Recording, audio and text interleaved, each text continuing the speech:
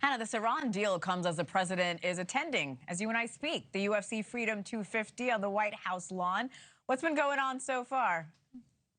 Well, this has been a highly anticipated event. Tonight's fights are seen as the unofficial kickoff of a summer full of celebrations meant to mark America's 250th birthday. President Trump is also tonight celebrating his 80th birthday there at those fights alongside UFC CEO Dana White. You can see the two of them walking in together there. The president's family members are there alongside him. He's sitting right next to the First Lady and some Trump cabinet officials as well. The White House has been billing this as a historic patriotic event, and we've certainly seen a lot of American pride on display tonight, from that newly built arena that was dubbed the Claw and emblazoned with the American flag to the military flyover that happened during the national anthem. Oh, the land.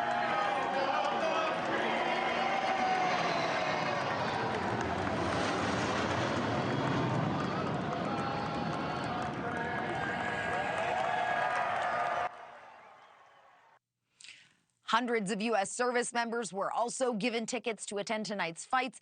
Thousands of fans are also watching from big screens on D.C.'s Ellipse right next to the arena, and it is a star-studded fight card. Big names are out there in the UFC world. They're battling it out on that arena. You can see some photos of that happening there.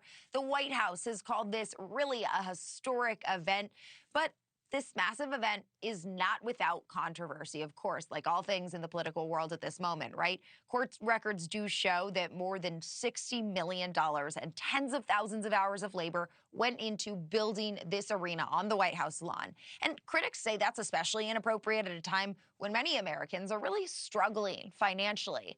A recent Reuters Ipsos poll found there's some numbers to back this up. Only 16% of Americans think that it's appropriate for President Trump to be hosting this event there at the White House. But I would note, right after these fights, the president has a long night of travel ahead of him, so it's not just this on his plate tonight. He is scheduled to fly to France directly following these fights in the